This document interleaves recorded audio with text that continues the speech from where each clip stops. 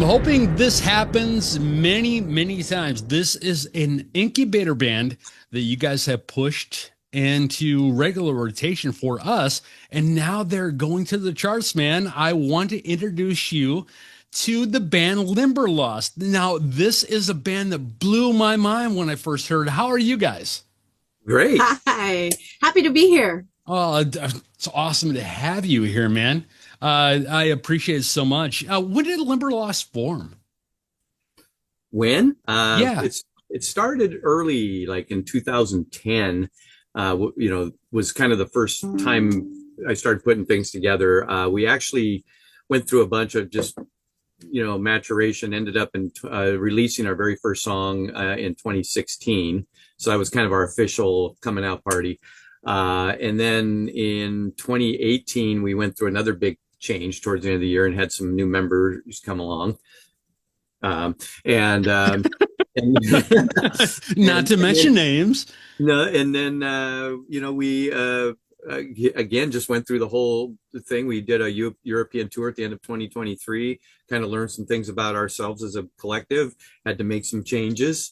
And so, yeah, it's just been kind of this normal maturation that's been going on. And now this band that we have together now, there's actually, I'm the only OG from the early days. And then from 2018, it was Brittany and Tony, our keyboard player. And we now have three new members, another female vocalist, and our guitar and bass player. So. See, and I think that's unique. Brittany, what is that like having another female vocalist in the band? Is well, how do you, so are you guys able to work off each other? Oh yeah. Yeah, that's the most fun thing too, is that we both, we're both professionals. We're both coming from a place of serving the song and serving the music. So we have these really great songs like the Me I Am Afraid of and Let Me Go, and just all of these ones where they really they play off the lyrics. And so that's what we get to do. And we get to do that with the staging too, where we're facing each other because we are the me I am afraid of, where we get to do all these kinds of really dramatic moves that all suit the show and suit the production. So it's really exciting because there isn't a moment where really either of us get to take a break. It's like we really are we're both very present on the stage and in the production, and it's just really exciting to work with somebody who who can leave their ego out of the door. It's a really difficult thing to do in this business, is to stop and not say, well, I want to sing because I want to sing, but actually like what serves the song and whose range is really good coming out here, and okay, well, let's put you here. And so it's really exciting actually to be able to be in an environment where it's about the production. And you brought up something that I think is kind of cool. You have this statement on your website that I love it, man. On your website, it says you music is not just entertainment. It's a calling. That 100%. is perfect, man, because I mean, when did you start feeling that way? Has it always been that way?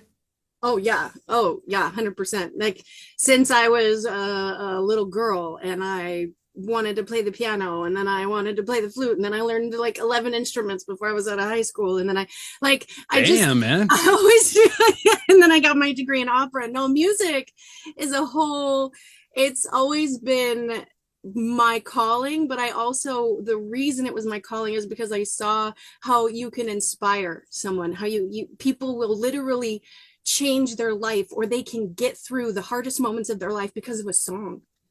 And that's, to me, was the most like, and I get to be somebody who could write this music and affect the world. Like that was the calling for me. That's okay. I'm gonna move ahead a little bit. I was gonna talk about that a little bit later, but no, we're in the perfect spot. No. We're in the perfect spot right now. It's like you read my freaking mind, man. Okay. Does it ever cross your mind when you're on stage? Because you played with a lot of influential players so far in the game. And I mean, lots of friends of the show, but some that are not. I mean, Yngwie Malmsteen, come on, he's an innovator. The Motels. So, like, when you're playing with these people who have been influences to multiple people, probably even yourselves, does it ever cross your mind that possibly you are influencing a new generation of rockers? Hmm. I hope so. Otherwise, Good why are we? question. Otherwise, why? I mean, I hope that that whatever Ooh. we do matters. And I don't get to choose that. We don't. We talk about this all the time. We don't try to attach too much meaning to our songs to the fans, because the moment we release them into the universe, you get to attach meaning to it, and Yeah. it's more important that your meaning isn't tainted by mine. Yep. So I hope that we're putting music out there and its influence, and I hope you know we're pretty early in our stages to make this comment, I guess, but I hope someday we do inspire, that we innovate in some way, that somebody goes, they did it, so can we, that kind of thing. So I don't know. Well, given a second to gestate that question, um, I think it's really interesting. Our brand is about that. Our brand is about inspirational music. We were very inspired, and I know Mike was. But then when I heard this story joining Limberlost myself, I was like, I love Switchfoot. So essentially, Limberlost. Mike heard the music of Switchfoot and was like, oh my gosh, so you can have like a pop rock new modern band, but talk about things that actually move you and inspire you, and it doesn't have to be like Christian or something. You know what I mean? Like, it can just be inspiring to be inspiring. And so he was like, oh my gosh, we should do this. We should make this band. And so really this is his brainchild. And so when you talk about, does that ever occur to you? That's the point, man. The point is to go out there and try to, inside of a realm of, especially people that we relate to, people that are probably messy in their lives, like that's me I'm talking about right now. FYI. That's all of us you're talking about. You're talking about every one of us, every person listening right now can relate. It's like, yep. We decided that, what, that's us. We're the lost ones. We meet in the Limberlost and we'll all find our way out, and so that's our music. Our music was like, we want to be for the people who are like down in the dirt, but it's not over. And sometimes you really feel like it is, but that's the message of Good Fight. Sometimes it's a good fight. Like, it's gonna be a fight to get out of here, and that's good. And so it's, that's all of our music. And every time we go out there and we perform, that's what we want. We actually hope that people walk away touched, moved, and inspired by what we did there that night. So and what we did together. Yeah. One thing that really works with that also is, am I the only, let me know if I'm the only one that has told you this, but you can listen to one of your songs at a certain time and then listen to it again. And it's almost like it's different depending on your emotions at that moment of the listening. Yes. I would say you're the first one that said it the way you have. Okay. I think work real. I know, at least in my, and I can speak for myself. I won't speak for Brittany, but I know in the songs that I've created the lyrics for, I work really hard at trying to keep things as metaphorical as possible. I still have a point to the song, and I hope it drives you in a certain direction. But, again, back to that whole point I was trying to make before, is that I want you to attach a meaning to it. Okay. I want you to own it, and how you own it with music, especially because music's one of the few, if not the only medium out there that captures everything in the brain at one time and makes it so you can't really do anything. You lose yourself in it. All the senses, right? And and depending on what mood you're in or what you're going through at the moment is how that's the prism you're gonna accept that through. So I would say, yeah, absolutely. I think it can change its meaning for you, and it should. I think it should. That's what the music's for. Well, and I've found in the course of my life that music, especially the music I write, but all music in general, it tends to be prophetic for me, in that I'll write something and I'll be singing to it and I understand it, but I don't relate to it. And then as your life goes on and you have more experiences, you know what I mean? Especially for me, I'll be listening to a song, or a song will come to mind and I'm like, oh God, I just got those lyrics. You know what I mean? Like, I just got them in a new way. It just clicks for you. I thought I got them before, now I get them. And the weird thing is, this has been even more true of songs I write. It's like, that's why I call them Oh, prophetic, because like I'll write a song and then, and I'm like writing a song about an idea or about a whatever, and then we end up living into it. I mean, that actually happened with Happened with our album. I'm telling you, it's me, it's my songwriting. It's very, very weird. So we're sitting here writing this song. We're doing this concept album of Beautiful Scars on our way back from Rome to Paris. Oh, it was Paris to London. Yeah. We were driving all the car stuff, and we're like, you know, we got to think about our next album and what we're gonna do. And I was like, gosh, I love that Japanese art form where when a piece of pottery gets broken, it's called kintsugi. Oh, yeah. They fix it with gold. It's so beautiful. And the idea is that you are actually more, or the piece is more beautiful because it was broken. It was broken. And stronger because you were broken. And so, you know, we had this idea that people are that, you know, we go through life and we get scars and things happen to us, and we go, you know, and sometimes they're physical, sometimes they're emotional, and we have to live with those. And a lot of people sometimes attach these negative meanings, but what if we attached like a positive meaning, that because you came through this, you're actually stronger and more beautiful than what you were before. So we were writing this whole album, and then the crazy thing was the whole band ended up having to live that album because the whole band broke up. And we're like looking at the shattered pieces of a band. You know? And so you felt like you manifested the breakup of the band. Weird. We look back at it and we're going, God, we just went through this, and now we are this. We are Beautiful Scars. Because no offense to previous membership, but the band that we have right now is like our dream band. Oh my gosh! Oh really? Oh yeah. And it's just really amazing because we're all well, I think that the hard part about taking on music is where you stand on that spectrum of professional to hobbyist. Okay. Because some people will make the time in their life and see the value of it in their life, and they push that forward. And some people, it occurs more like, this is the distracting from the things that I want. And when you start to get more gigs and bigger gigs, and you have to tour here, and you have a lot more going on, that starts to become really present as to, you know, what is the value of this? Like, what do you want to do? And so it really came down to several members wanted to do more local shows and kind of stay at that like hobbyist level, and we want to be more like, well, we want to be more international. We want to, you know, and so the whole band broke. We all broke up. I mean, literally everything broke. And then I started writing music, and we started piecing it back together, and we started making calls and saying, this is what we're thinking going forward. And then some people stayed and some people left, and it was really it was okay. Yeah. You know, it was, and we ended up just, I mean, it's never easy, but it was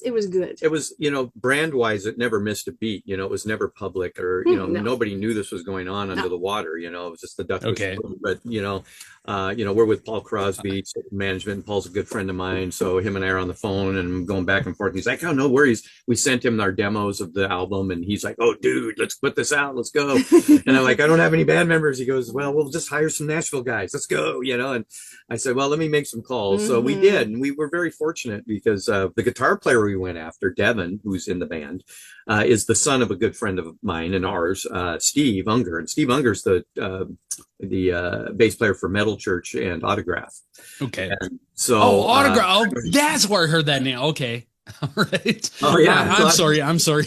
Go ahead. So I'm calling Steve up, you know, after I sent Devin a couple, or at least a text, I think it was a text saying, hey, I got something I want to talk to you about and see where you're at, blah, blah, blah.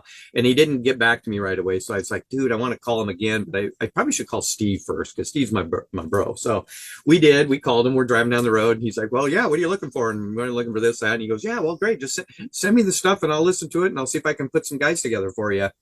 And he literally called us the next day and he's like, so what do you need? And I go, we need a bass player and a guitar player. And he goes, well, I got your guys. And I go, oh, cool. Let me get a pen. I'll write them down. Right. Get the number. He goes, no, it's me.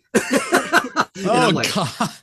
You're like, I'm like, okay. And he goes, yeah. And Devin, he goes, man, this stuff's fire. He goes, there's not a stinker on this album. I want to be a part of this, man. And, you know, so we were just like, jaw hit the floor.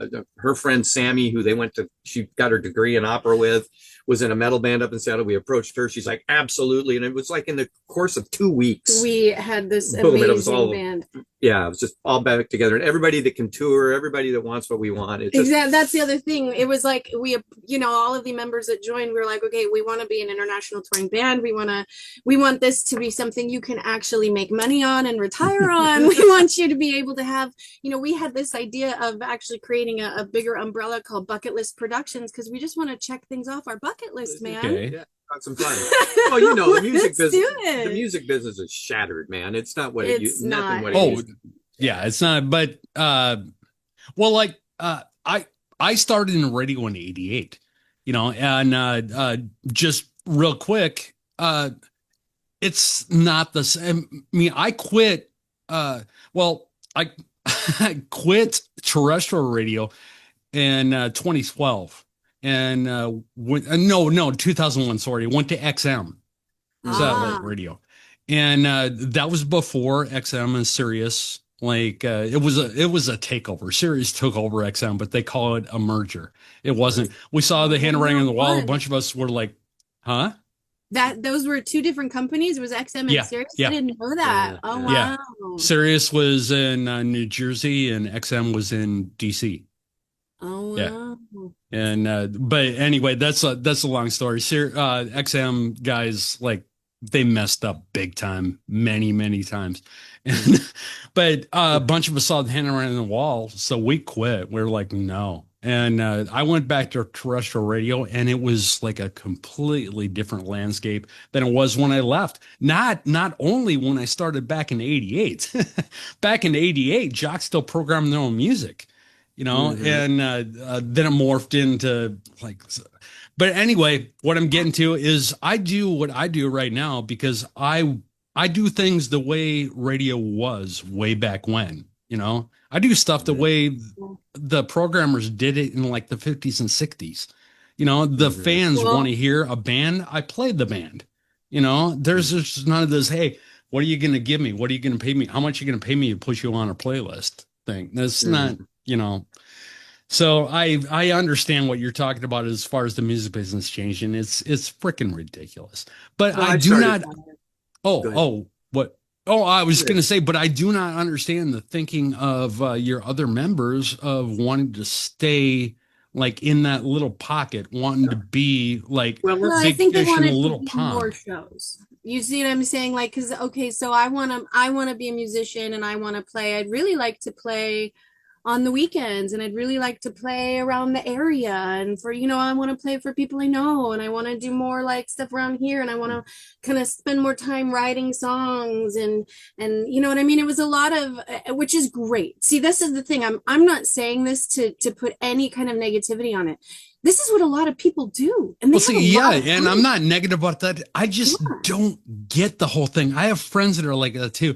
They want to be big fish in the little pond. Yes. I want to Yeah. be that little fish. I'm a little fish in a freaking ocean, man. Yes. Yeah. And that's what's fun to me. See, some fish get very scared and they much prefer their pond, and some fish look at the ocean and go, oh my gosh, there's so much room to grow, let's go. And so that's all we did. We discovered where we stood, and there's absolutely no right or wrong inside of music and how people express music or what people do with it. You know what I mean? There isn't. Yeah. So we decided that just our paths were not connected anymore, and some of the tension that we'd been having was because of that. Actually, it was a lot because of that, the behind the scenes kind of tension. So then the other thing that I was going to say is now we're with a bunch of fish that that's our everybody, I mean, Sammy and I both got our degrees in music. Well, and that's something I wanted to explore also. Your operatic background. Seriously, that comes out. And I was going to ask about Sammy too, because you both have that, like, oh God, that guttural tone kind of like, it comes out. I was like, man. Well, they It was, tried I could almost, it's this Okay. right there, that right there. If I were to talk in it, I would sound like Julia Child. That's 100%. Yes, 100%. darling. Throw in a couple darlings. Darling. I first heard you when Paul sent Alien to me. And then I went and I started checking out some other stuff. Your cover of Black Velvet from A Lot of Miles. And that's when like I started thinking that about Sammy. I was like, okay, wait a minute. I have to ask Brittany about this. I'm like, what the hell? You know, why do these two sound like so unique and so good together? And now I understand. I mean, you graduated like with your opera degrees together. Yeah, well, That's that freaking. one, that recording, that's actually our former singer, Crystal. And so that's the other, at Oh, the end of okay. the day, part of the reason I joined Limberlost to begin with was the similarity between Crystal and I's voice. I remember hearing her for the first time and she sounded like my mom. Like, Oh, okay. wow, that's crazy. So her and I also sounded really good together. And so that's what we were faced with. We were like, well, gosh,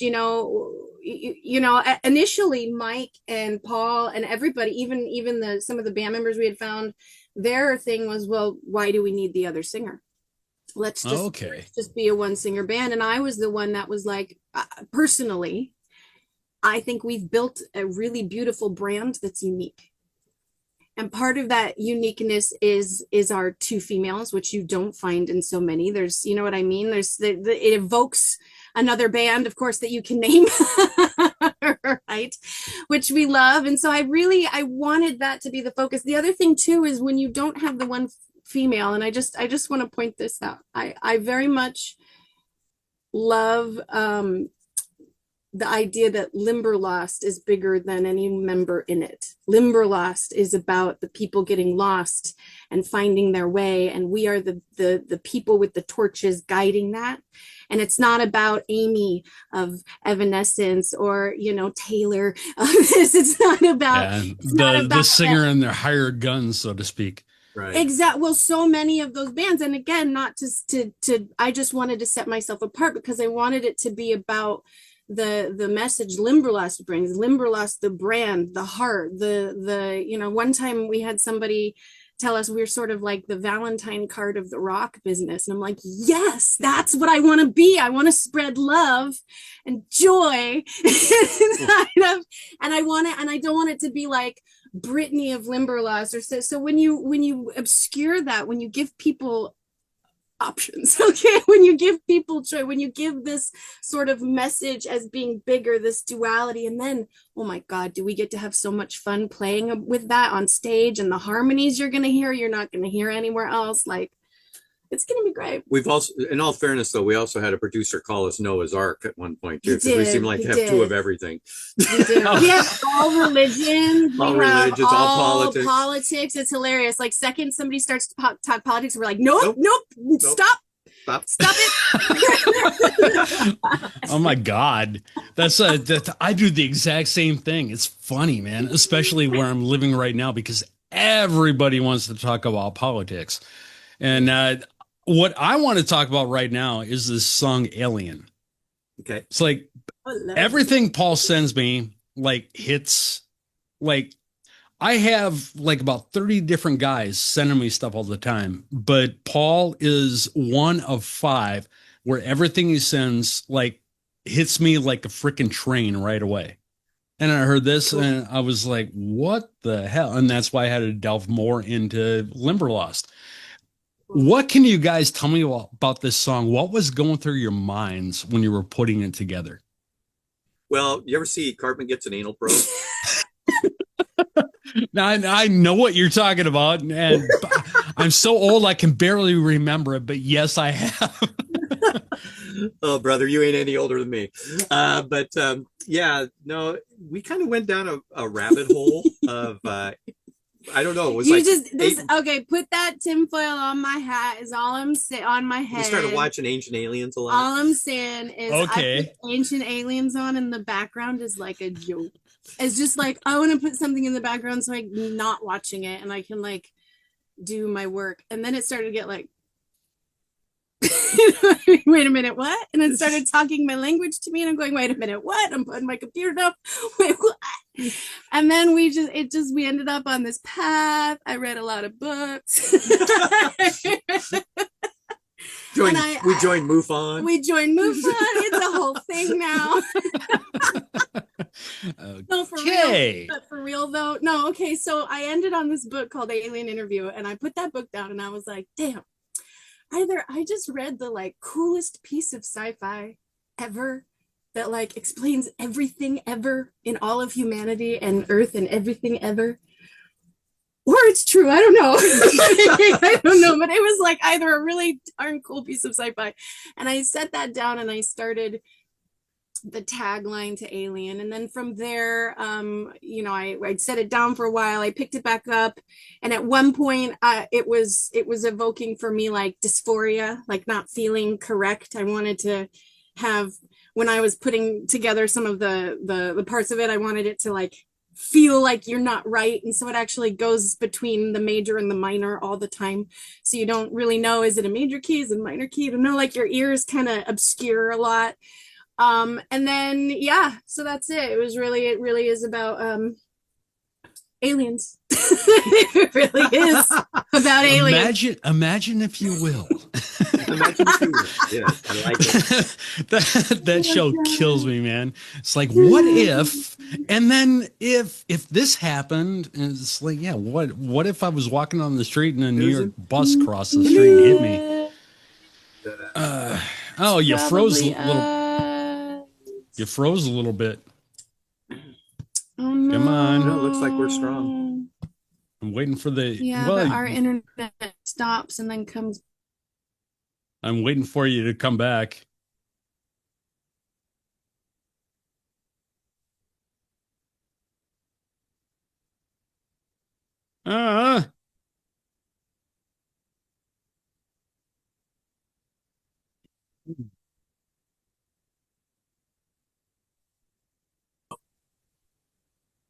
There he is.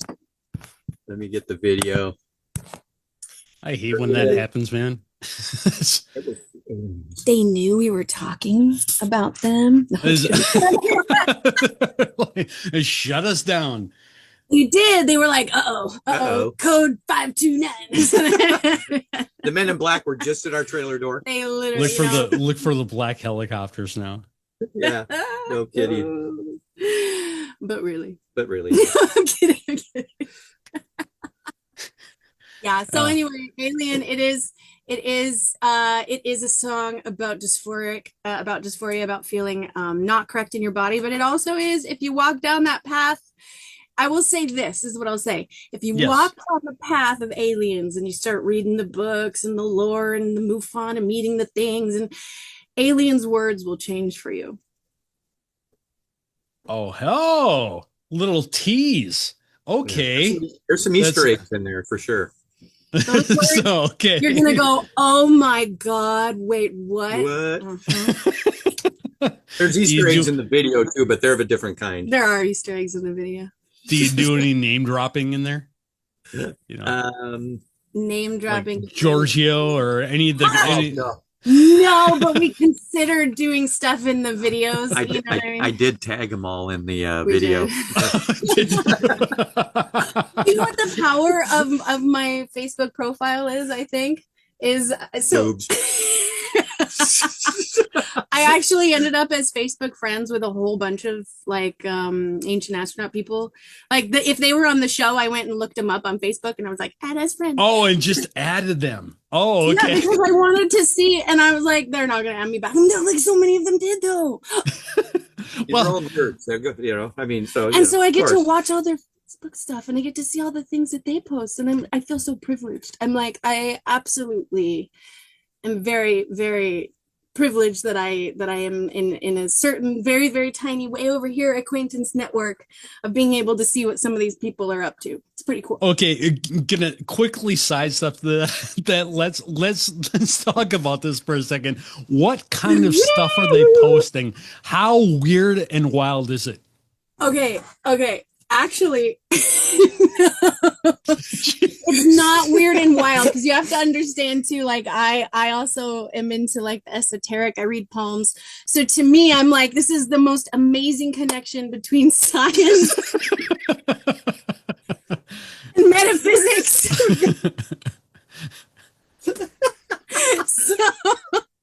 But I will say this, it was so awesome a couple weeks ago because the whole community blew up. Because I don't know if you know this, but some scans came from they do scans. It's called, I can't remember what it's called. I'm not going to say something wrong, but well, they use stop it. They use like satellites to essentially take like images, like sound images or whatever, from underneath the ground. They do deep penetrating, ground penetrating. Ground penetrating. Ground penetrating. Okay. Yeah. I can't remember the name of it. I can't remember.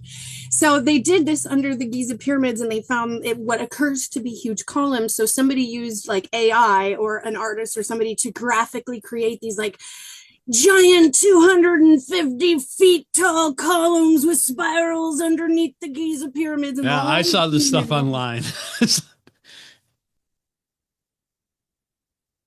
Oh God, the infighting. And all the comments, I was like, get the popcorn.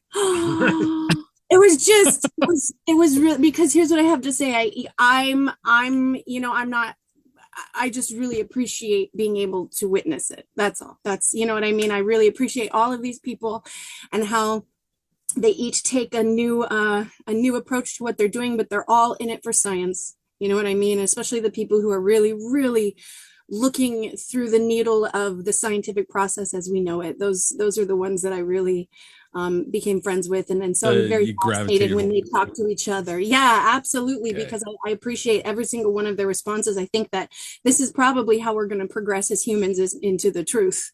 You know, when they're the forefront of it, I just get to partake in audience of it. So watch now. We're laughing about it right now, but watch, like 10 years on down the road or 20 years on down the road, we find out that everything is true and all this stuff has been suppressed for years and years. Oh, I think you're spot on with a lot, because there's don't so much you feel just a little bit. There's so much evidence out there right now that is being not or discounted, or you know, that most of what we think we know about our historical progressions from the last 5,000 or 6,000 years is all utter BS. Well, don't it seem to make just a little bit of finding stuff that just is like, oh my God. There's a guy named Graham Hancock. Oh, I love Graham Hancock. You know, he's not an ancient alien guy as much as he's like, hey man, stuff has been happening on this earth for a long time. We may not be the first iteration. You know, we've got amnesia, because love it. Yeah, you know, there's been several civilizations before us that have gone pretty high up and then been wiped out for some reason. And he takes a new approach to like, okay, well, what if what we know is not what we know? Because now we have a new way of looking through things. We have new technological scope and filter, so we can look at things in the past. And so he started bringing up discrepancies, and then essentially was labeled a pseudoscientist. But really, everything he says is trying to go through the scope of you know, the scientific process. It's very fascinating. It is. It's pretty interesting. You know, none of it's fact, but you know, but what because no one was there. Well, yeah, exactly. We don't know. Exactly. But I think what it does is it also exposes the fact that most of what we've been fed isn't fact. Well, but you have to take some of it. Don't take all of it as total complete truth. But I mean, some of it you have to look at with an open mind, because I mean, look at all the stuff that Nikola Tesla did. That they discredited. You know, you're talking about pseudoscientists and shit. I mean, I'm not even. I'll start swearing and I'll get pissed off and everything. But even stuff that I learned in college, like about astronomy, it's like the way the planets formed is not correct. The way the universe like actually expands is not correct anymore. The way the moon was formed is not correct anymore. It's I don't know. Everything's changing and evolving, and I don't think anybody knows. I think they're just making shit. Well, I think we have a poor.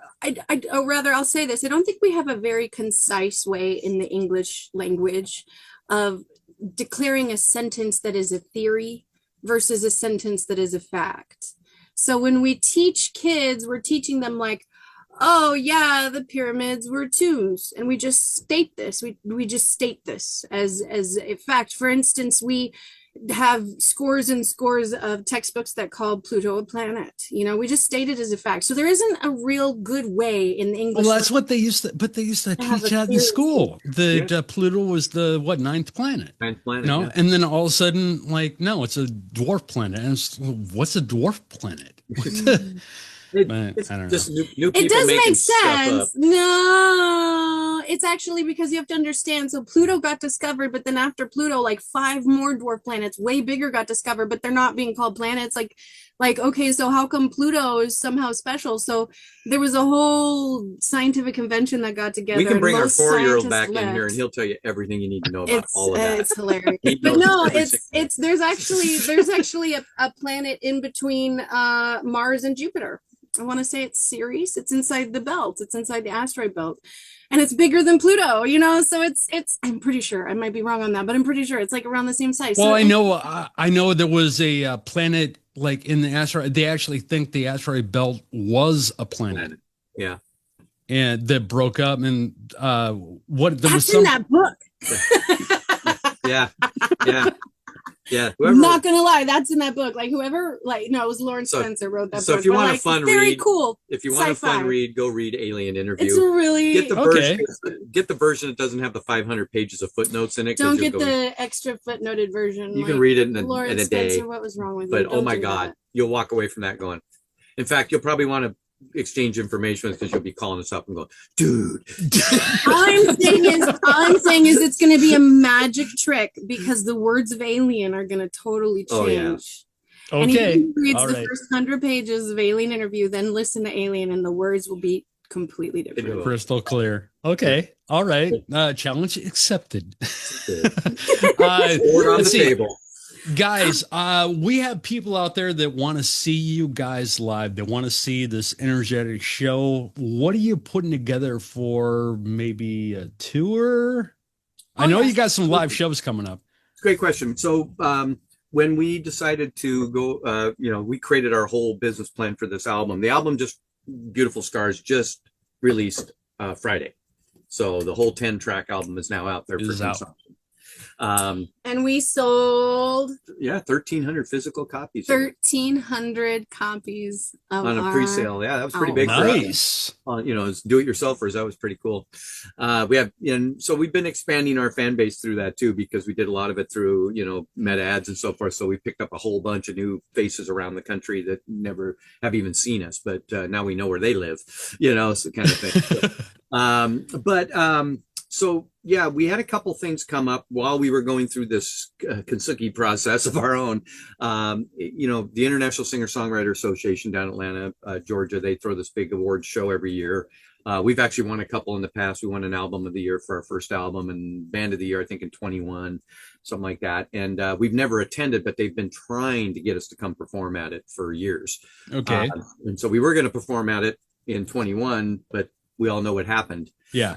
So everything fell apart. So yeah, they reached out to us again while we were still didn't even have a band together and said, do you want to do it? We want you to headline and And we're like, yes, because it's always yes until it's no. So, we just took it on faith. We'd have our crap together by then and said, yes. So that's where that one came from. And the same thing kind of happened with this festival out here in Oregon. They asked us to be on where we're going to be out with Third Eye Blind. Which is cool because we didn't know who we were going to be totally opening for when we got it. Yeah. And then it ended up being Third Eye Blind. I'm like, that's like one of the first bands I ever listened to. That's really wow. So wow. You're going to be out there fangirling out. No, I learned. Hang on. There's a story. There's a story we'll get back to. I learned. We got okay. Got to talk about no fangirl for me.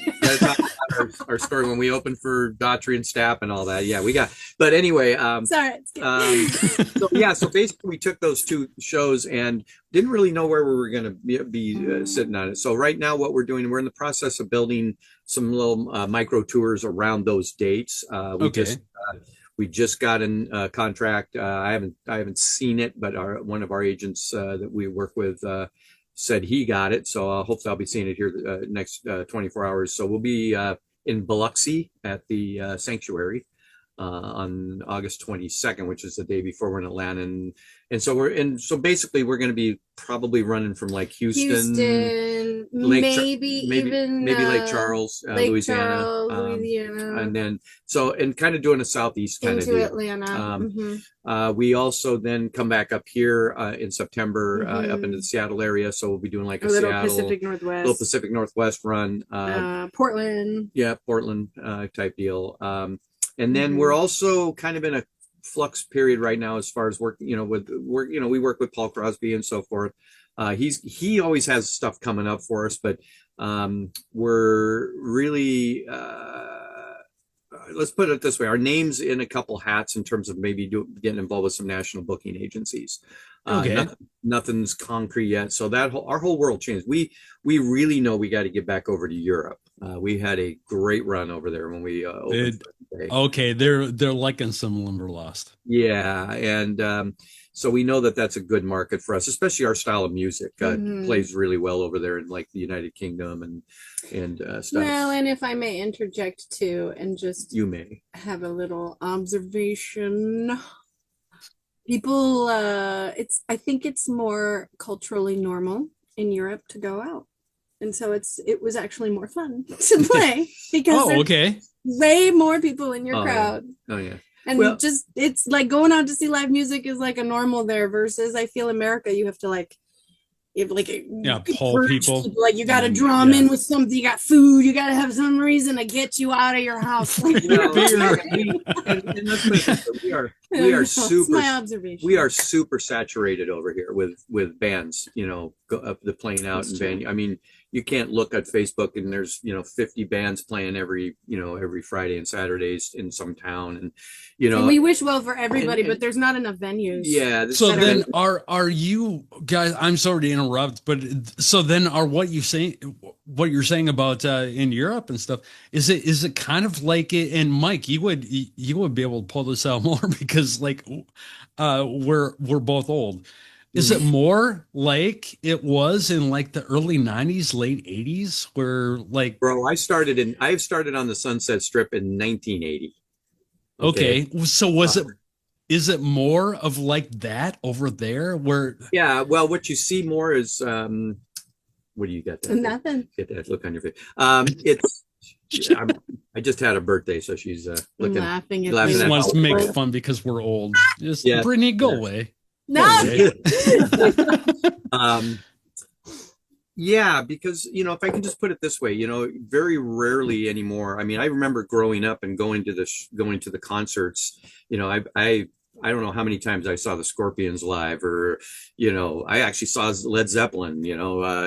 Before John died and all that. So in those, it was an event. It was like whoa, big, and and quite the difference was, and maybe if this was just me being more of a West Coaster, you didn't see a ton of venues that placated to people that weren't at a professional level. So a lot of venues around back in the early days, had a reputation of having good entertainment because they only brought in good entertainers. It wasn't a proving ground for the next garage band, and nowadays you go to most venues and it's like 6 garage bands and maybe somebody that's kind of on a rise, and so it's a little different, so you really get into a genre specific kind of thing, which now there's like 10,000 genres now, where there was like 4 back when I was doing it, and so I think you go to Europe, and what we noticed there is that they just wanted to get out. So the venues they knew there was going to be a show and it was going to be good because they only brought in good, you know what I'm saying? There wasn't like 50 shows going on across Milan. There was maybe like 4 or 5, but then you had some big shows like Ingve coming to. Hey, we rode his back, man. I mean, that was the reason we took that gig, because who goes into Europe like that? First time playing for anywhere from 1,000 to 3,000 people every show. I mean, that was our first experience of Europe, was playing for sold out theaters across. Thank you, Ingve. The UK and Italy. And those were his crowds. We did well. We had a good time, and we were received very well. But but then driving up to a venue at noon and seeing people lined up already. Okay, so then because that's what I was thinking about, like essentially when I first asked the question, because yeah, it used to be like It that. used to You be like know, that it's around like here, how but many not times anymore. would we get to shows like in the middle of the day just so we could get a good place up by the stage, you know, Yes. against the rail, you Oh, we Oh know? got video. yeah, We we got have videos of video. people running into People this. run into the stage because we saw it happening. We're like, that's amazing. I want that in a music video. And so I made a point to like get this amazing video. I haven't used it yet, but I have this video of like the curtains opening and you just see people running and running and running and like pushing themselves to get on the rail and then the curtains closing again. And it's Yeah. just a great video Well, that I've actually someday had I'll put some in a video. I actually had somebody tell me this is a couple years ago. I was a younger person that I was lying about getting crushed up against the rail Oh, and the security guards having to pull us over, yeah, and yeah. then we'd run back and we'd run straight back up to the front until we got crushed again. They pulled us over, and they're like, "No, that doesn't happen. I go to Oh, shows all the Clearly that time." person's never been in a mosh pit. And yeah, it's like, what the yeah, hell? yeah. That No, was man. my life for like 15 years, dude. Yeah, I Yeah. went to a show one time where they got so bad it actually pushed the barricade over, and Yep. everybody's falling and getting hurt and Yeah, stuff. I was gonna say you gotta be careful because people have been crushed and trampled. You gotta be careful, It's rock man. and Like, roll, baby. no. Yes, exactly. Oh, dude, 95 Lollapalooza, the fence, Hmm. the actual like I don't know, I think it was like a 10-foot chain link fence.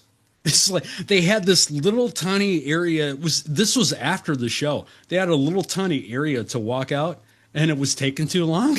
So everybody just bum runched this fence. Oh Oh no. no. Like pushed it all down. Oh Oh But wow. no, but yeah. the people right against the fence probably got hurt. Oh no, no, no. They pushed it out so they could get out of the Oh, venue. Yeah. oh, Yeah. No, oh, it okay, was a okay, plan. okay, It was okay. a coordinated effort. I'm like seeing like what was that movie World War Z and they're all Oh, like where they're walking over people. Getting cheese grated through the chain that's link. like yeah, I know I was like ah okay, okay, Yeah. okay, okay. No, it was. Yeah, I would say that you see. I don't think you see a lot of empty venues in Europe. I mean maybe you do, it just wasn't our it experience. just, but maybe the smaller ones, the 50 cap, 100 cap rooms, Yeah, it just maybe they wasn't our experience that. But so yeah, it just and just the way the crowd, the people interacted, they were very grateful that you were there. They were there. Okay, all right. You know what I'm saying? It's nice to be appreciated. It's Yeah. nice to, because you're putting in so much work to what you guys do. And Well, yeah. Oh yeah, I don't no, think I a lot of actually- people take that into consideration, especially like Mike, you were talking about you DIY everything. You're like, 13,000 copies. That's not bad for a DIY band. It's like, well, 1,300. Yeah. Oh my God, 13,000 would be amazing. 13. 1,300. Yeah. oh, I said 1,300. Yeah, No, we did 13,000. We you did said 1,300. We did. Oh, okay. But anyway, you're doing all this stuff. I mean, look at from the website, the socials, you're putting everything together. You're working with the record companies, you're working with the management companies. It's like you're doing all this stuff. So like in that maybe like 35-minute set that people see or 45-minute set, they don't understand the months that it's taken you to get there. Mhm. And It that's is a lot of work. Well, I used to have a. Go ahead. Oh, I was going to say, and it sounds like the people in Europe like understand that a little bit better than the people here in I think in they the do. US. I think I think there's well, it's definitely different in Europe than it is in the United States, of course, in a lot of ways. But I think that they did. They just, the people that were coming to the shows, you could tell they probably go to a lot of shows. That's what they Yeah. do. That's their entertainment. And, and it just, to your point though, I want to say, I used to have a statement I used to use. It's, people would ask me questions about, what do you need to do? How do you meet the people? How do we get all these things? And I said, the biggest thing that I think I've learned, and this was a while back because I've learned a lot more since, but was quit trying to impress people, become the person you're trying to impress. In other words, if you're trying to get, the attention of a big booking agent, go be a good booking agent. I booked every show that we've ever done except for the Okay. Ingrid Malmsteen tour. So every big name you see on our thing, I personally went out and put that together somehow, Yeah, sometimes I was fortunate. Sometimes it was being a weasel, but it was what it It's was. not being a weasel. But the point, and I don't say that to brag. I just say that's what it took. That's And what you have to do. I had so many people tell me, you can't do this and you can't do that. And then they're all knocking on my door wanting my hookup and my contact list. Yeah, but Yeah. I want to add to this too, because I think that you presented a mentality that's missing. It's missing in America. It really is. When we go to a doctor and we get a bill, we might scoff at it, but we don't sit and think the doctor's not worth it. Mm-hmm. Like there isn't that moment that happens. When you go get you get your restaurant bill, whatever, you pay it. That's how it works. So somehow along the way we got this mentality that music is it's not a worthy skill. It's like you should perform for free. But that's the thing. It's like when you hire a pianist, when you hire an accompanist to play for you, and they charge you $200, they're not charging you for the hour they're playing for you. They're charging you for the years of experience it takes to know what they know and do what they do. And then just like you said, that is charging you, your teacher, musician, your accompanist, you hire a praise band, you want to hire a guitar, you want to hire a tech person. I don't care who you're hiring. They have a skill set, and you should respect that. And somehow in America, we decided that, oh no, you should give music. Mm-hmm. If you have that skill, you should just give it. Like, I don't know where we got this. I don't know where and why. Well, Spotify didn't help. And Napster and all those things, and I think that actually comes down to it too, because it also, like, when you talk about the older days in music, well, you're talking about days when you used to have to audition. You didn't just because your friend knew the booking agent. Like, if your friend knew the booking agent, then they would come and listen to you like this. Yeah. Like that. You didn't just get the gig. You had to showcase. Okay. You had to show up and you had to do like a 3 or 4 song showcase. Yeah, we did showcase. And then we got hired, and then we would get a booking agent, and then that agent would be able to go in and get gigs. We couldn't just show up at our buddy's bar because Well, now you're talking about, that's how musical theater works. That's how the classical music industry works. Like any other, that's how the jazz music industry works. Any other music industry that's out there, you're probably going to audition to get the job that you have. But never once have I, since switching to rock music, had to audition. And I find that very fascinating. It's more about who you know. Yeah. And I don't know how I feel about who that. you know, it's who you know. And honestly, you guys know this too. It's who you know, and it's like what you have in your pocket. Yeah. Yeah. Unfortunately. Well, you bring up a good point, and I want to touch on that, because this is, I think, where the rubber meets the road for the musician that goes from hobbyist to professional.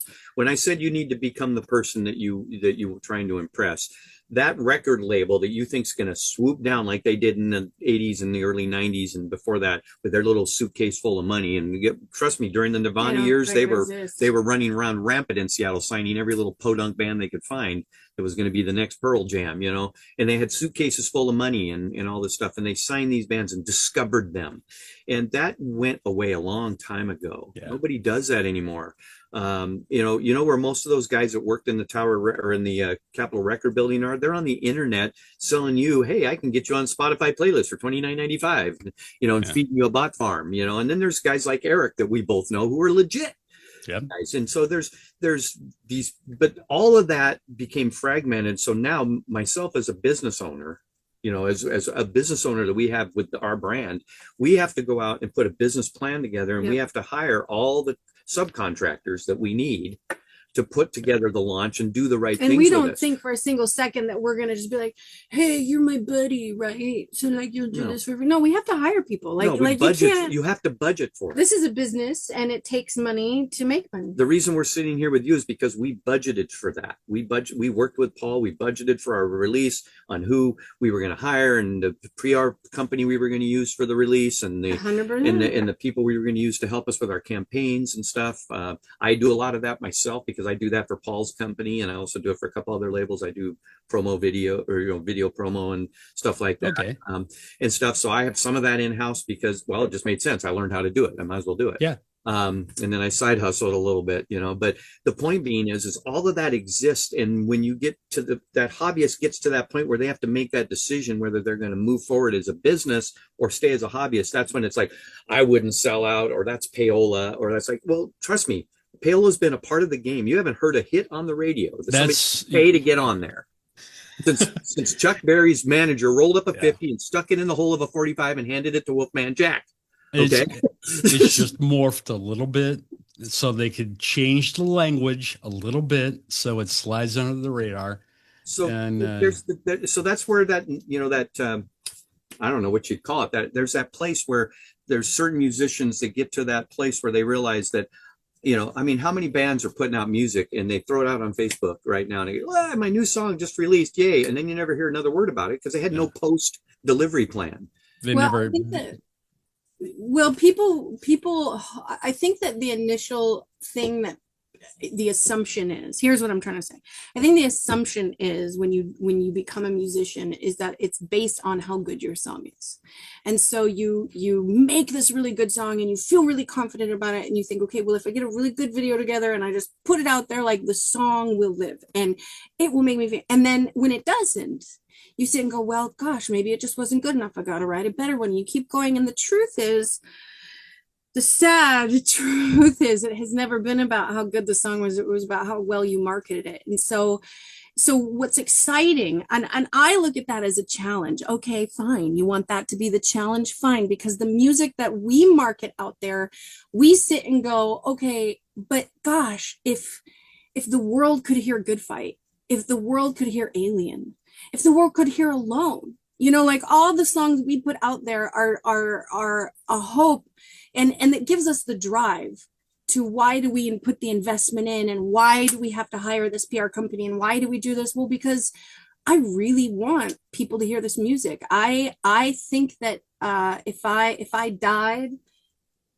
with people coming to me and saying, I heard your song and it affected me and it got me through this part of my life, like that would be the fulfillment. Do you know what I mean? Like Okay. that's the point. Yeah. That's what I'm trying to say. Like that's the point. The point was, so it's like, I've left your mark. It's not just about putting my music, my artistic expression. This is how I feel and I want to get out there and be authentic. It's not about that. It's always been about like the music I put out there is because I really think that if a lot of people heard this, they would feel inspired or moved or affected. They would feel like something, like maybe they would take it and make a different move in their life. It would be the thing that allowed choice, and music can do that. Music can be the you've been teetering on something in your life and then you hear the song and you're like, oh, God sent me this message, or you know what I mean? And it's like, and that's how music can be for people. How amazing is that it can actually have that effect on you. And so wow, if you can put music out there that isn't about, man, some of the music I hear on the radio, this is what's affecting choice in the world. Well, this makes sense. Okay. Like, well, a lot of things make sense now.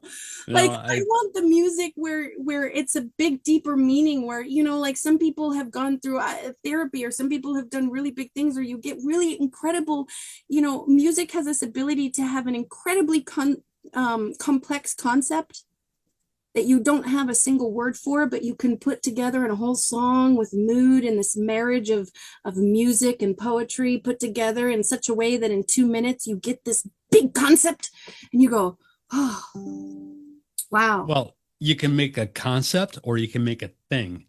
90% of what we hear on the radio right now is things. It's just a thing. It's like, what is that? I'm sorry, what?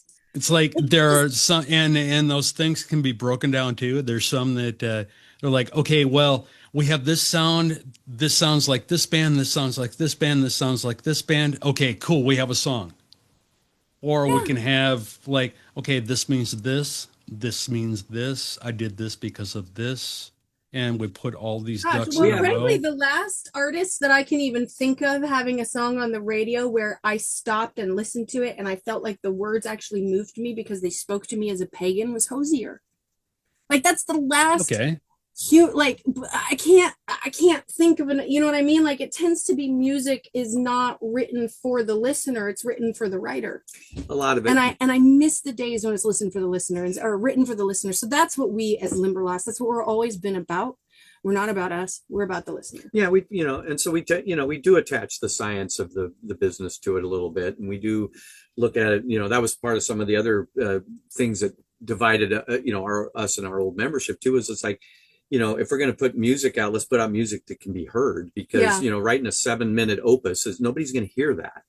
Well, because it's not going to pass through all the filters. There's filters, and then certain musicians, like you get to the part where you learn the filters, like it has to reach your chorus in 30 to 55 seconds. I swear, well, it's not. I think it's 30 to 45 seconds. It can't be more than 4 minutes long. It has to have a certain tempo. Like you're a radio programmer. You know what I'm talking about. You know what I'm talking about. But see, some musicians look at that and go. It's like, why is there a 2-minute guitar solo in here? What the hell? Yeah, I'll tell you. I looked at that as fun challenge, expression too. I'll give you a secret here. We went to Eric Baker with our album, and our business plan. I said we need to talk to him. Mm-hmm. I said, what songs on this album would you program next? And that determined the next video and the next, you know what I'm saying? Because why would I just go, no, I want to do this one because I like it. My favorite. The guy's got a hell of an ear. And also it's like, there have been bands that have wanted like what you're talking about. Okay, this is the next release. No, that song's shit. Okay, you're doing it. And some get mad. But come on, you got to be truthful. Why beat around the bush? Well, people attach. So like if I say, dude, this song is shit, and I'm coming from a business perspective saying it's too long, I can't get it on the radio, it's too this, it's blah, blah, blah, blah. And so you have to go fix it. That person then, because they put their all into it, takes it like I'm shit. You know what I mean? So that's where I'm like, man, you have to, this is that difference. I really think there isn't a clear language between hobbyist and like professional, you know what I mean? Okay. Because I think a hobbyist is someone who can just be in it for whatever they want to make and do whatever they want with it and put it out there, and it doesn't matter, and it's just how they feel, you know what I mean? And that's totally fine. And I'm more of like when I say professional, I'm just in it for how other people feel. I'm in it for if the radio tells me this is how I have to do my song, and I have to have that filter so that I can get my song about empowerment out there, then that's how I'm gonna do it. You know what I mean? Like that's the challenge. That's the filter it's gonna go through. It's like, well, YouTube, for instance, I got people come, hey, promote my YouTube video. And I watch their video and go, I can't promote this. And they go, why? And I go, because nobody's gonna take this song because you said the F-bomb in it. The F word too many times, you guys. You can't. So it's like, and we actually learned this recently too. We have a new filter because our Alien music video, which I'm very proud of, I love very, very much. It initially got through this filter where we weren't allowed to, it was diminishing it because it was calling it graphic medical distress or something, and we're like, oh, what? Like that's a content? Yeah. Oh my gosh. And so we had to we fought it several times, and finally a human got involved and looked at it and went, oh, it's really not that bad, and then passed it, and we're like, oh my gosh, like, we're the people who know all the filters for us to end up in a filter saying that we're graphic medical content. Yeah, that's crazy, man. But my point of it is that there's so many things out there that people don't listen. I know 2 bands right now. I'm not going to name them, but they just put out videos, and those videos aren't going anywhere. And it's because they stood on the pillar of art and decided, hey, I'm going to have smoking and booze and all this in there, or I'm going to say the F-bomb 100 times. I'm going to, and those videos are not going anywhere because they aren't prolific enough to just get the plays because of who they are. They still have to use the marketing, and nobody will touch it because it just, Google won't put the stuff up there, or, point being is that's business. And if you don't understand that, then what are you doing? You know what I'm saying? It's, got it. Gene Simmons said it's best. To me, it's not the music, it's the music business. Sadly, it's true. Changed my life, that statement, because I realized at that point is I got to start running this band like a business and not like my hobby, not like my look at me project, you know. This is The look at me thing. Oh, jeez. And oh God, we've been talking. You guys are so fun to talk to, man. We've been talking so long. I don't want to take up your whole day, but that look at me aspect that a lot of people have drives me up a wall. I have so many I have two digital radio stations also. And I get sent all this stuff because people want to do a show on the radio or something like that. And it's terrible. It's awful. And there have been a few where I've been like, okay, well, no, they're picking good music. This guy's voice is pretty decent, but this is wrong. So I will actually put music beds under it, and I will like re-edit and send them back like a 5-minute piece of how it should sound. They get mad. Oh, because they just want course. that look at me moment. right. And I'm like, dude, no, this is you actually like, it's a business. Okay. This is not like a joke. Yeah. Do you know how many people that Mike will consult who, and then he comes out of it and he's like, they weren't looking for advice. They're looking for affirmation. Yeah.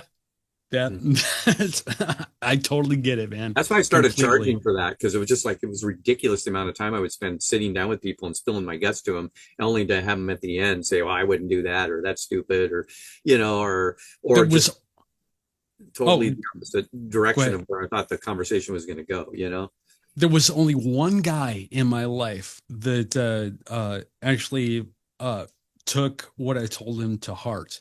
And I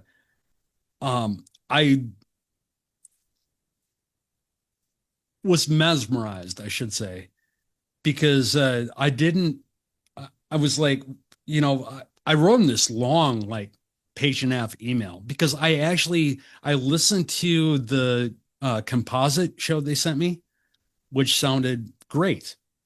And until I like put them on the air, and it was a live show. So like, I didn't know what the live show was going to sound like. And then I put them on, and man, there were dead spaces. They had dead air constantly. It's like there was no point to what they were talking about. It was just, it sounded like 6 people in a room drinking, like just goofing around. And so I sent him this long page and a half email. I was like, dude, you got to have a point to what you're doing. You know, you have dead spaces everywhere. If you say you're going to come on at 11 o'clock, okay, well, you don't send tones. I understand that you don't have money to send tones. So I'm doing stuff by timing, and my automation kicks over at midnight, and you're supposed to come on. You don't come on at like 2400 and 06. You know, that doesn't work. But anyway, he was 6 like minutes of dead space. no, 6 seconds, 24 and 6 seconds. Oh, 6. Oh, Yeah. 6 seconds. So, Still. but Oh my that's God. what they were. Like, It 6 was minutes floating with. die. No, it was floating. I was like, man, you know, it's like because they were probably just sitting in the room, like talking, goofing around, and then, oh, we're supposed to be on the air right now. You know, that's what I'm guessing. Hold the bong. Hold, grab the bong. We got to be on. Shit. Yeah, there you did. All right, we're live on the air All right better now. here. We're back. We're back. Yeah, he was the only person that retooled it, and they actually ended up getting on multiple stations and cool. had a decent run. But so you had a positive impact on them. yeah, but every other, that was one out of like maybe 40. So I want to add this. I want to add this little tidbit I learned being one of the, get this is a little tidbit rando fact about me. I'm one of the #1 palm readers in the Seattle area. I've read thousands, oh my God, thousands and thousands of palms. I've been hired for by AOL, Amazon, Microsoft, like all kinds of people for big parties, all kinds of stuff. So here's the thing though. You never do a palm reading for free. Well, you shouldn't do anything for free. Well, Well, but see, here's the okay. So I say that, but see, when you do palm reading, people are like, it's the second I say I'm a palm reader. What, they want you to do it? Yeah. Oh yeah. Except for me, I It's rubbed like all my lines I'm off like, years ago. you guys. No. He's putting super glue in his hand, like Yeah. picking it off, getting rid This of arm's it. He's much made bigger it than this arm. perfect. No, okay, so no, it's like that's the weirdest thing because it's one of those things like when you do something like that, when you do like tarot or palm reading, people just assume you'll do it for them. Like this, like you don't like if someone told you they did hair, you wouldn't be like, oh, will you cut my hair right now? But it happens with palm reading. It's just a thing. But I will say, I don't give palm readings for free. And the reason is because when someone hasn't invested in you, they literally can't hear you. They're listening for your mistakes. They're trying to hear Okay. where Trying aren't to you perfect. trying to So the discredit only you. yeah, kind of thing. exactly. And they're gonna find it because in palm, you know what I mean? In any kind of divination, there's a little area of gray, a little vagueness in the language that has to occur. And so if you're looking for the vagueness, you're gonna find it. But if you're looking for an answer, you're gonna also find it. See what I'm saying? So if I paid you and you're real, you're not like there's scam artists out there, guys. Okay, so I'm not sitting here saying all divination people aren't scam artists. They exist. But if you have vetted your person and you go find a reader and you're listening to them, paying that little price invests that like, okay, let's hear what you have to say, and you're gonna hear what you need to hear. You know what I mean? Like it is important. And if you don't invest that price, and it's exactly the same for everything in your life, it's the same for music, it's the same for like anything. If you don't invest some piece of yourself in it, you get nothing. This is called equal energy exchange. If we want to go back to science. Or There you go. art. Think about it. And let's go back now. This is well. Look at this as Brittany's little ad for palm reading. How did you? How does one become the number one palm reader in their area? Oh my gosh. Okay, well, this is a little ad for Jim. Okay, this is gonna be a little ad. So so palm reading is 100% a thing you can learn to do. I happen to be somebody that realized I was born with a gift in the sense that I had people messaging me saying, you gave me a palm reading 4 years ago and it all came true. And I went, oh, what?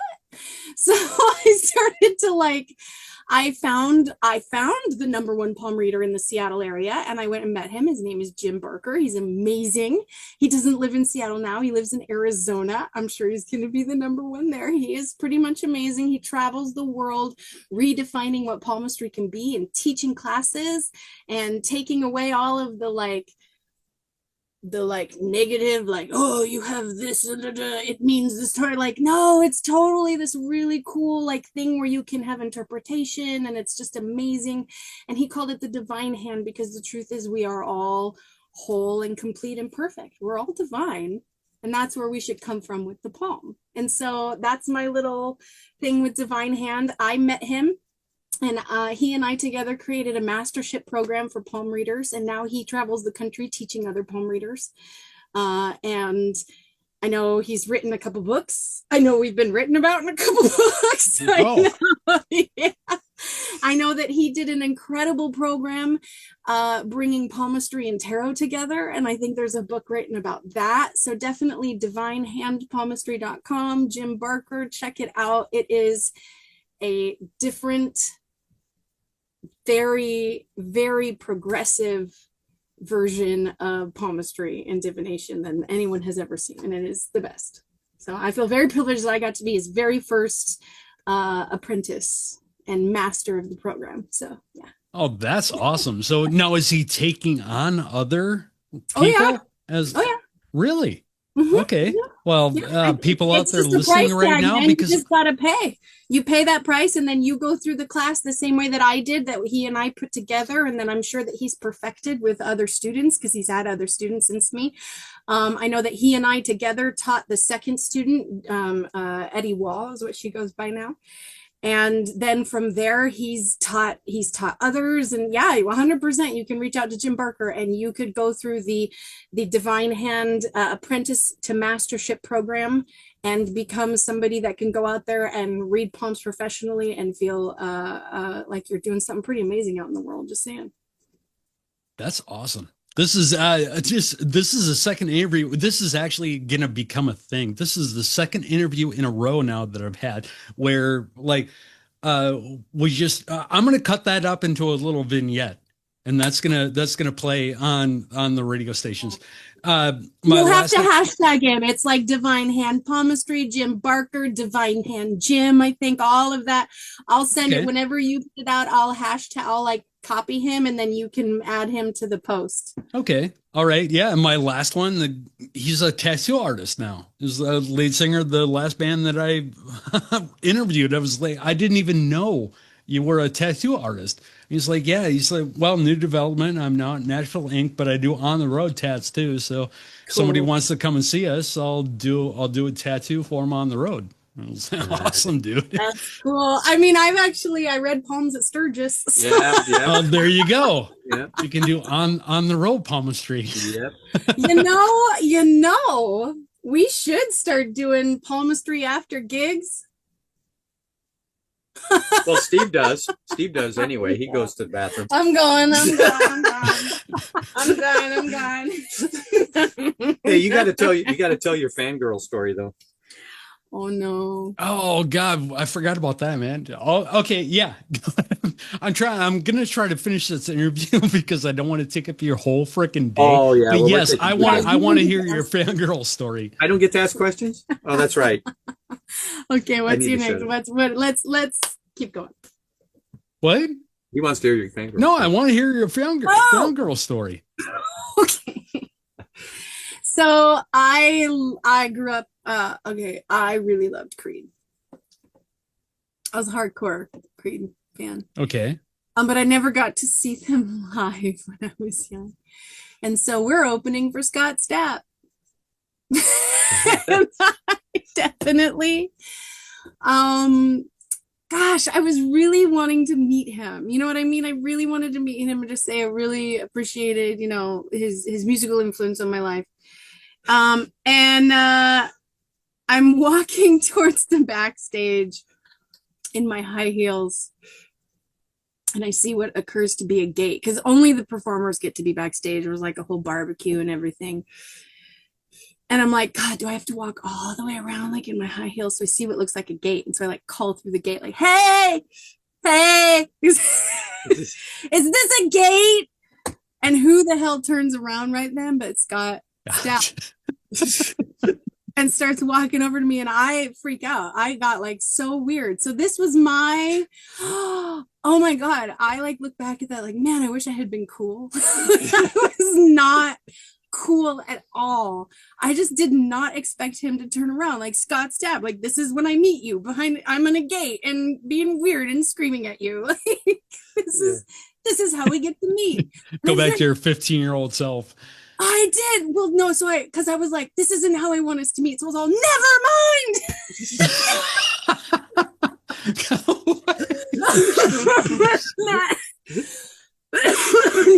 Excuse me.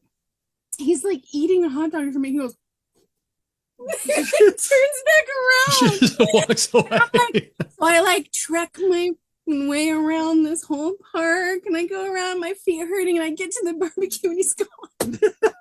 And I never got to meet him again. I know. I got to hang out with him. him. I was like, you know what? This is my learning lesson. Because if I hadn't have been weird, you know what I mean? And if I'd have been like, Scott Stapp, no fucking way, or whatever, I just was like, this is not how we get to meet. No. You know what I mean? So did he ever figure out who you were? Some random fan. Yeah. I know. I was like, someday I'm gonna meet him again and be like, do you remember?